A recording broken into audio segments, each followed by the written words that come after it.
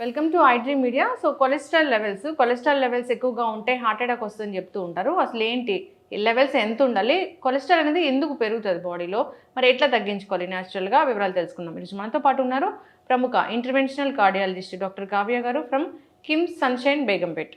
Doctor గారు నమస్తే అండి. నమస్తే. డాక్టర్ గారు, జనరల్గానే కొలెస్ట్రాల్ బాగా ఎక్కువైంది, హార్ట్ అటాక్ వచ్చింది అని చెప్తూ ఉంటారు. కొలెస్ట్రాల్ అనేది మన బాడీలో ఎందుకు ఎక్కువ అవుతుంది, ఎంత లెవెల్ వరకు ఉంటుంది ఎక్కువగా అంటాము, ఇది గుండె హార్ట్ అటాక్కి ఎలా దారితీస్తుంది? మీరు అన్నట్టు కొలెస్ట్రాల్ ఎక్కువ ఉండడం చాలా పెద్ద కారణం హార్ట్ అటాక్ రావడానికి. హార్ట్ అటాక్ అంటే కార్డియోవాస్క్యులర్ డిజీజ్, అంటే బ్రెయిన్ స్ట్రోక్ కూడా హార్ట్ అటాక్, పెరిఫరల్ వెసిల్స్ అంటే మన కాలు రక్తనాళాల్లో జబ్బు రావడం కూడా కొలెస్ట్రాల్ ఎక్కువ ఉన్నప్పుడు వస్తుంది. సో ఏమవుతుందంటే కొలెస్ట్రాల్ బిల్డప్ అయినప్పుడు అథెరోస్క్లెరోసిస్, ఆ పదం వినుంటారు. అదేంటంటే మన రక్తనాళాల్లో ఫ్యాట్ డిపాజిట్ లాగా అయిపోతుంది. మెల్లిమెల్లిగా ఏమవుతుందంటే ఆ రక్తనాళం తగ్గిపోతుంది, సన్నబడుతుంది అనమాట ఓవర్ టైం. అండ్ సడన్గా అందులో బ్లడ్ క్లాట్ ఏమైనా వస్తే హార్ట్ అటాక్ వస్తుంది. సో ఈ కొలెస్ట్రాల్ ఎక్కువ ఎలా అవుతుంది, మెయిన్లీ మన డయట్ ఒకవేళ fried foods, fast foods, deep fatty foods ఉన్నప్పుడు కొలెస్ట్రాల్ లెవెల్స్ పెరుగుతాయి. ఇంకొక కారణం ఏంటంటే ఫ్యామిలియర్ హైపర్ కొలెస్ట్రాలిమియా అని ఉంటాయి. ఫ్యామిలీ హిస్టరీలో ఫ్యామిలియర్ టెండెన్సీస్ ఉంటాయి జెనెటిక్గానే వేరే వేరే కొలెస్ట్రాల్స్ పెరగడానికి బాడీలో. సో అవి కూడా ఎక్కువ ఉన్నప్పుడు హార్ట్ అటాక్కి ప్రీడిస్పోజిషన్ ఇస్తుంది. ఓకే, అంటే ఈ లెవెల్ ఉంది ఇప్పుడు హార్ట్ అటాక్ వస్తుంది అంటే ఎంత లెవెల్స్ ఉంటే మనం చెప్తాం? అంటే ఇప్పుడు మన ఇండియన్ పాపులేషన్కి ఆన్ యావరేజ్ ఎల్డిఎల్ కొలెస్ట్రాల్ అనేది మనం ఎక్కువ చూస్తాం. ఎల్డిఎల్ అంటే లో డెన్సిటీ లైపోప్రోటీన్ కొలెస్ట్రాల్. వేరే వేరే రకమైన కొలెస్ట్రాల్స్ ఉంటాయి, మీరు లిపిడ్ ప్రొఫైల్లో చూస్తుంటారు. At least around 6-7 tests order. అందులో ఎల్డిఎల్ కొలెస్ట్రాల్ అనేది అన్ని స్టడీస్లో ఎక్కువ రీసెర్చ్ అయింది ఆ మాలిక్యూల్ మీద, ఆ కాంపౌండ్ మీద. సో ఎల్డిఎల్ కొలెస్ట్రాల్ మన టార్గెట్ వచ్చేసి less than 100 on average in Indian population. ఒక దానికి వేరే రిస్క్ ఫ్యాక్టర్స్ చూస్తాం అనమాట. హిస్టరీ ఆఫ్ డయాబెటీస్ ఉందా, హైపర్ టెన్షన్ ఉందా, ఫ్యామిలీ హిస్టరీ ఉందా, కిడ్నీ డిజీజ్ ఉందా, అవన్నీ చూస్తాము. ఒకవేళ ఈ రిస్క్ ఫ్యాక్టర్స్ ఉన్నాయి అంటే ఆ రిస్క్ ఫ్యాక్టర్స్ ఉన్న వాళ్ళకి మన టార్గెట్ వచ్చేసి ఇంకా స్ట్రిక్ట్గా ఉండాలన్నమాట. అప్పుడు మన లెవెల్స్ less than 70 ఉండాలి. All the more heart attack ఉంది, ప్రీవియస్గా బైపాస్ సర్జరీ అయింది, లేదా ప్రీవియస్గా స్టెంటింగ్ అయింది, ఆ పేషెంట్స్లో ఇంకా తక్కువ ఉండాలి. less than 55 ఉంటే మంచిది ఆ పేషెంట్స్లో.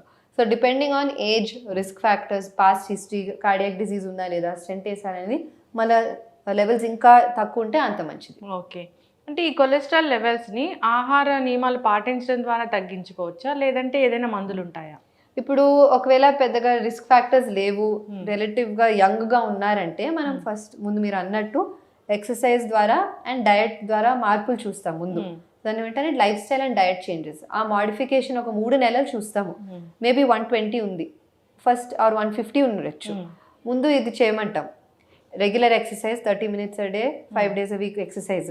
డయట్లో ఇవన్నీ fried foods, fatty foods, red meat అంటే మటన్ అవన్నీ తగ్గించడాలు, నెయ్యి, నూనె, ఘీ, స్వీట్స్ కొంచెం తగ్గించి నట్స్, ఫ్రూట్స్, వెజిటబుల్స్ మంచిగా తీసుకొని ఒక 3 నెలలు టైం ఇస్తాం అనమాట. 3 నెలల తర్వాత మళ్ళీ చెక్ చేస్తాం. అయినా కానీ లెవెల్ ఎక్కువే ఉందంటే అప్పుడు మందులు మొదలు పెడతాం. లేదు లెవెల్ కంట్రోల్కి వచ్చింది, 100 or బిలోకి వచ్చిందంటే అదే లైఫ్ స్టైల్ కంటిన్యూ చేయాలి. ఇప్పుడు తగ్గింది కాబట్టి మళ్ళీ అది డిస్కంటిన్యూ చేస్తే కష్టం.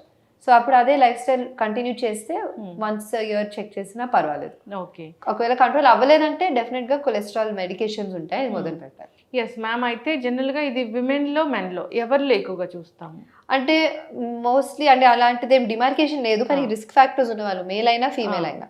డయాబెటిక్ పేషెంట్స్లో ఎక్కువ ఉంటాయి. అండ్ డయాబెటిక్ పేషెంట్ ఇన్వేరియబుల్గా వాళ్ళు వాడాలి కొలెస్ట్రాల్ మందులు. ఎక్కువ ఉందా తక్కువ ఉందా అని చూడము, ప్రైమరీ ప్రివెన్షన్గా వాడాల్సిందే. సో షుగర్ ఉన్న పేషెంట్స్కి కొలెస్ట్రాల్ మందులు మొదలు పెట్టడమే మంచిది. అండ్ బీపీ లేదా స్మోకింగ్, ఫ్యామిలీ హిస్టరీ, ఒబేసిటీ, ఇలా ఉన్న వాళ్ళకి కొలెస్ట్రాల్స్ ఎక్కువ ఉంటాయి. సో వాళ్ళకి కొలెస్ట్రాల్ టెస్ట్ చేయించి అవసరం ఉంటే మందులు మొదలు పెట్టాలి. ఓకే, అయితే జనరల్గానే హార్ట్ అటాక్ అలాంటివి ఏం రాలేదు, కాకపోతే టెస్ట్ చేయించుకోవాలనుకుంటున్నారు కొలెస్ట్రాల్ ఉందా లేదా, అది రిస్క్ ఫ్యాక్టర్ కాబట్టి. సో అది ఎట్లా మ్యామ్, ఏం టెస్ట్ ఉంటుంది దీనికోసం? సరే అండి, లిపిడ్ ప్రొఫైల్ అనేది ఉంటుంది.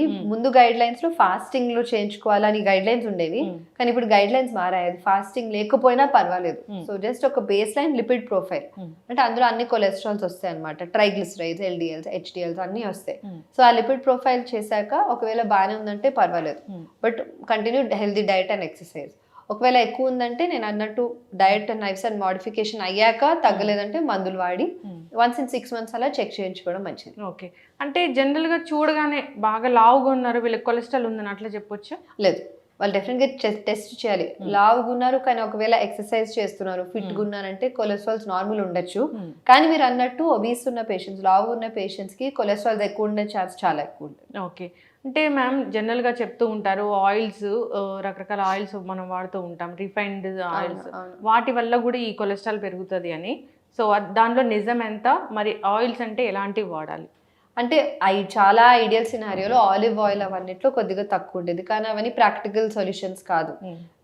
చాలా ఎక్స్పెన్సివ్గా ఉంటాయి, అస్సలు నాట్ ప్రాక్టికల్, నాట్ రీజనబుల్. కాబట్టి మీరు ఏ ఆయిల్ వాడినా జస్ట్ మోడరేషన్లో వాడాలి. అంటే మరీ ఎక్కువ వేసుకోకుండా కొంచెం తగ్గించాలి. మనం మామూలుగా ఎలా వంట చేస్తున్నామో ఇంకొకవేళ కొలెస్ట్రాల్ ఎక్కువ ఉందంటే తగ్గించి వాడాలి. వేపుడులు తగ్గించాలి. మీరు ఎప్పుడైనా కూర చేస్తున్నా కానీ వేపుడు ఫామ్ కాకుండా జస్ట్ కర్రీ ఫామ్ ట్రై చేయాలి. లేదంటే మటన్ తగ్గించాలి. నేను చెప్పినట్టు నాన్ వెజ్లో ఫిష్ మంచిది, కొలెస్ట్రాల్స్ కోసం ఫిష్ మంచిది. అది కూడా వేపుడు కాకుండా జస్ట్ కర్రీ లాగా, లేదా చికెన్ అప్పుడప్పుడు తినచ్చు without fried. All deep fried items, అప్పడాలు, బజ్జీలు, సమోసాలు అవన్నీ తగ్గించాలి. అండ్ ఈ మధ్యన ఫాస్ట్ ఫుడ్ కల్చర్ చాలా ఎక్కువ అయింది మన in everywhere, the whole world. So అది తగ్గించాలి. అంటే ఒక క్లిక్ ఆఫ్ ద బటన్లో french fries, burger any time of the day కూడా మనం అర్ధరాత్రి 12 o'clock కూడా మనం ఆర్డర్ చేసుకోవచ్చు. అవన్నీ కొద్దిగా కంట్రోల్ చేస్తే కొలెస్ట్రాల్స్ చాలా వరకు తగ్గుతాయి. ఎస్, ఖచ్చితంగా మ్యామ్, చాలా చక్కగా చెప్పారు. అయితే ఈ మధ్యకాలంలో పేషెంట్స్ ఈ ఇష్యూతోని, కొలెస్ట్రాల్ బాగా ఎక్కువైంది, హార్ట్ అటాక్ వచ్చింది అనే ఇష్యూతోని ఎంతమంది వస్తున్నారు? చాలా మంది వస్తారండి. అంటే వాళ్ళు సిగరెట్ తాగకుండా, బీపీ షుగర్ లేకపోయినా కొలెస్ట్రాల్స్ ఎక్కువ ఉంటాయి. కొలెస్ట్రాల్స్ ఎక్కువ ఉండి కూడా హార్ట్ అటాక్ తో వస్తారు. అండ్ అదే ఫ్యామిలీ హిస్టరీలో కొలెస్ట్రాల్స్ ఎక్కువ ఉన్నప్పుడు దే కమ్, యంగర్ ఏజ్ లో కూడా వస్తారు. ఓకే. అయితే వెజ్, నాన్ వెజ్ ఇలా చూసుకుంటే నాన్ వెజిటేరియన్స్లోనే ఇది రిస్క్ అనేది ఎక్కువగా ఉంటుందా? అంటే మటన్, రెడ్ మీట్, నేను అన్నట్టు రెడ్ మీట్ ఎక్కువ తినే వాళ్ళకి కొలెస్ట్రాల్స్ ఎక్కువ ఉంటాయి. సో మటన్ చాలా వరకు తగ్గించాలి. చికెన్ పర్వాలేదు, ఫిష్ మంచిది. అండ్ వెజిటేరియన్స్లో చాలా మంది అంటారు మేము వెజిటేరియన్స్ కదా మాకు కొలెస్ట్రాల్స్ బాగానే ఉంటాయి. వాళ్ళకి మనం అబ్జర్వ్ చేసేది ఏంటంటే స్వీట్స్ ఎక్కువ తింటారు, నెయ్యి ఎక్కువ వేసుకుంటారు, చాలా నెయ్యి వేసుకుంటారు. ఓవర్ అండ్ అబవ్, అంటే వంటలో కాకుండా, నూనె కాకుండా నెయ్యి పైనుంచి వేసుకుంటారు, రోటీ మీద వేసుకుంటారు, కూరలో వేసుకుంటారు, అన్నిట్లో. అండ్ ఘీ స్వీట్స్ మన ఇండియన్స్కి ఇప్పుడు ఫెస్టివల్ సీజన్ అది కూడా. సో ప్రతి వాళ్ళ ఇంటికి 10 డబ్బాలు వస్తుంటాయి స్వీట్స్ది. ఘీ స్వీట్స్ బాగా కంట్రోల్ చేయాలి. బికాస్ ద అమౌంట్ ఆఫ్ ఘీ, ఎంత నెయ్యి వాడతారు అందులో. సో అవన్నీ తగ్గిస్తేనే మన కొలెస్ట్రాల్స్ కంట్రోల్ వస్తాయి. ఎస్, ఖచ్చితంగా మ్యామ్.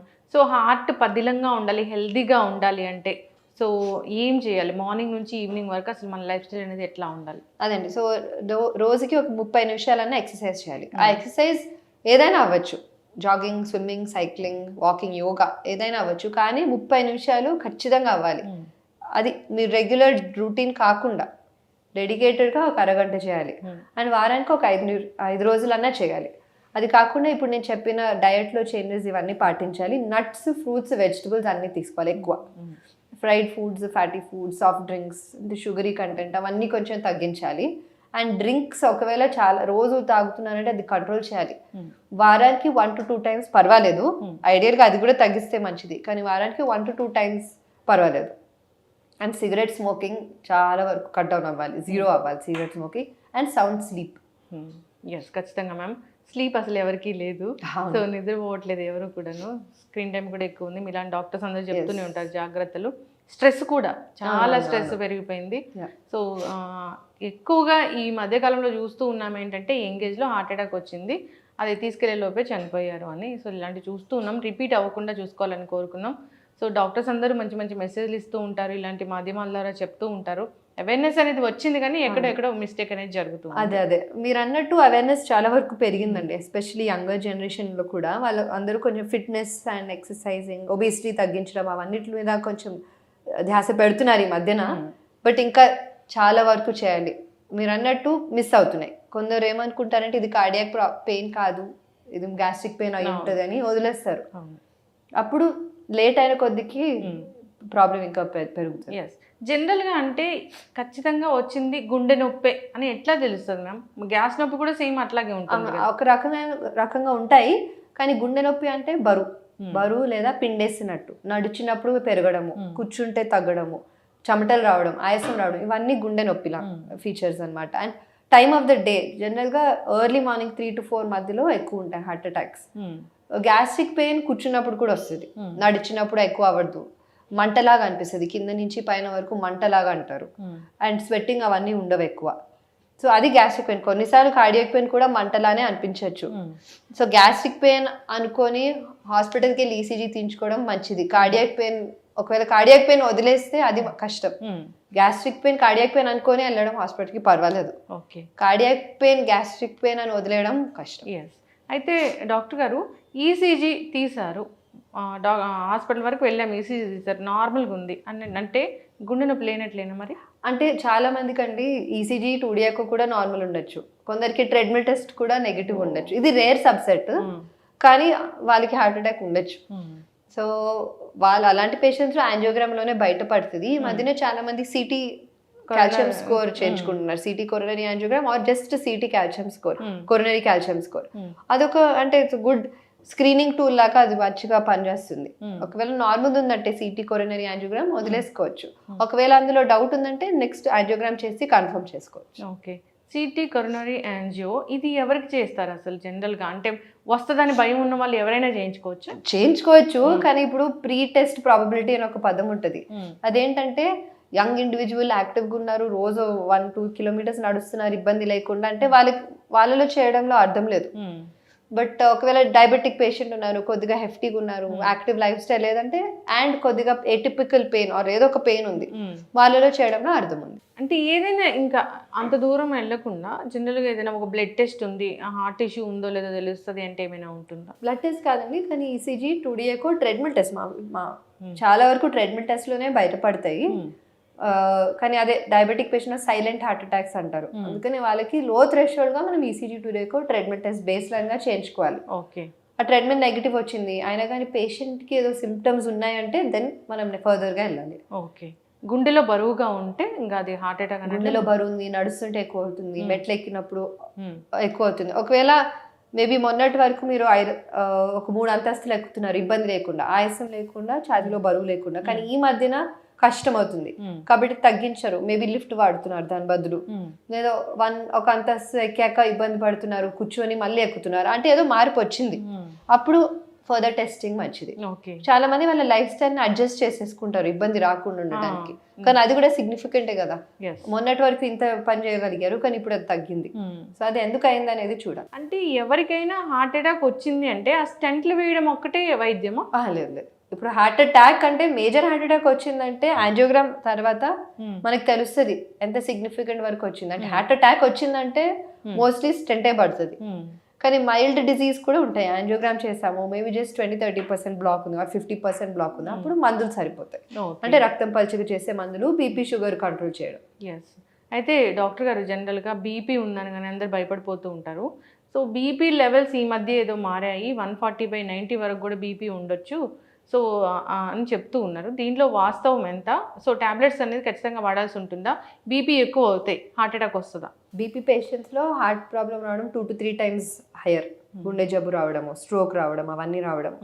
అండ్ మన ఇండియన్ పాపులేషన్లో 1/3 అంటే ఆల్మోస్ట్ 30% మనుషులకి బీపీ ఉంది, అండ్ అది కంట్రోల్ చేసే మనుషులు only 12% statistically. So that very poor control అనమాట. And BP target is 130/80 or less. So అది గ్రాస్ గా గుర్తుపెట్టుకోవాలి, 130 or 80 ఆర్ దానికంటే తక్కువ. చాలా మంది అంటారు ఆ కంట్రోల్ ఉంటుంది 140 ఉంటుంది ఇంట్లో, 140 అంటే కంట్రోల్ కాదు. ఓన్లీ ఏంటంటే అబవ్ 65 to 70 years పేషెంట్స్ కి మనం కొద్దిగా 140 వరకు యాక్సెప్ట్ చేయొచ్చు, కానీ వాళ్ళు టాలరేట్ చేస్తున్నారంటే 130 కంటే తక్కువే మెయింటైన్ చేయాలి. ఓకే. అంటే ఇట్లా సిస్టోలిక్ డయాస్టోలిక్ అని ఉంటుంది కదా, అంటే పైన ఉన్న సిస్టాలిక్ ఇస్ పైనది 130, డయాస్టోలిక్ అనే కిందది 80. ఒకసారి ఈ డయాస్టోలిక్ అనేది ఎక్కువగా ఉంటుంది అంటే అప్పుడు అది హార్ట్ ఇష్యూని ఇండికేట్ చేస్తుందా? డెఫినెట్ గా అది కూడా కంట్రోల్లో ఉండాలి. డయాస్టోలిక్ ప్రెషర్ ఎక్కువ ఉందంటే డైరెక్ట్ గా హార్ట్ అటాక్ అని కాదు, కానీ బీపీ కంట్రోల్లో లేదు అన్నట్టు. కానీ రీడింగ్ కూడా కరెక్ట్ గా ఉండాలి. హోమ్ బీపీ మెషిన్స్ ఉన్నాయి ఈ మధ్యన, ఆఫ్టర్ కరోనా చాలా మంది దగ్గర ఉంటున్నాయి. అది ఒకసారి మీరు కొన్న ఫస్ట్ టైం హాస్పిటల్కి తీసుకొచ్చి డాక్టర్ ఆర్ నర్స్ చూసిన మర్క్యూరీ మెషిన్ ఆర్ వేరే మెషిన్స్ ఉంటాయి, ఆ మెషిన్తో ఒకసారి క్యాలిబ్రేట్ చేయాలి. ఆల్మోస్ట్ సిమిలర్ వాల్యూస్ ఉన్నాయంటే అప్పటి నుంచి మీరు వాడుకోవచ్చు. అరౌండ్ 10 to 15 mm మర్క్యూరీ తేడా ఉండొచ్చు, కానీ గ్రాస్గా అయితే యాక్యురేట్ గానే ఉంటుంది. ఖచ్చితంగా బీపీ మెడిసిన్స్ అయితే ఖచ్చితంగా వాడాల్సిందే డాక్టర్ చెప్పినట్లు. సో ఏదైనా కానీ ఇప్పుడు మీరు అన్నట్లుగా రక్తం పలచబడే మందులు కరోనా తర్వాత మాకు చాలా అంటే చాలా తెలిసిపోయింది ఈ మందులు వాడితే మాకు ఇట్లా జరుగుతుంది అట్లా జరుగుతుందని. డి విటమిన్ కూడా అలాగే వాడేసాము, ఈ రక్తం పలచబడే మందులు కూడా వాడేసాము. చాలామంది డాక్టర్లు ప్రిస్క్రైబ్ చేయకుండానే ఇవి వాడుతూ ఉన్నారు. ఏం జరుగుతుంది మ్యామ్ అసలు అట్లా వాడితే? అంటే కారణం లేకుండా అంటే రీజన్ లేకుండా వాడడంలో కొద్ది వరకు గ్యాస్ట్రైటిస్ చాలా వరకు వస్తుంది. ఆస్పిరిన్ వాడే పేషెంట్స్ లో మన ఏదైతే మన ఈసోఫేగస్ నుంచి అంటే ఫుడ్ పైప్ నుంచి స్టమక్ వెళ్ళే లైనింగ్ ఉంటుంది కదా, అది కొద్దిగా ఇరోడ్ అవుతుంది. సో చాలా సివియర్ గ్యాస్ట్రిక్ అల్సర్స్, గ్యాస్ట్రైటిస్ రావచ్చు ఒకవేళ కారణం లేకుండా ప్రిస్క్రైబ్ చేసేసారు అనుకోండి. కానీ లేదంటే కార్డియాక్ ఇష్యూ ఉందంటే ఖచ్చితంగా వాడాల్సిందే. ఓకే, ఎస్, ఖచ్చితంగా మ్యామ్. చాలా చక్కటి విషయాలు చెప్పారు. అందరూ కూడా జాగ్రత్తలు తీసుకోవాలని కోరుకుందాం. మీరు అన్నట్లుగా ఇది గ్యాస్ నొప్పి అని చాలామంది ఆగిపోతూ ఉంటారు. దానివల్ల జరగాల్సిన డ్యామేజ్ హాస్పిటల్ వెళ్ళేంత వరకు జరిగిపోతూ ఉంటుంది. సో ఏ నొప్పి అయినా ఒకసారి డాక్టర్ దగ్గరికి వెళ్తే వాళ్ళు చెప్తారు అసలు గ్యాస్ నొప్పి గుండె నొప్పి అనేది. జాగ్రత్తలు తీసుకోవాలని కోరుకుందాం. ఆహార నియమాలు పాటించాలని కోరుకుందాం. ముందు లైఫ్ స్టైల్ అయితే ఖచ్చితంగా చేంజ్ చేసుకోవాలి. చక్కటి ఇన్ఫర్మేషన్ మ్యామ్, ధన్యవాదాలు. నమస్తే, థ్యాంక్ యూ.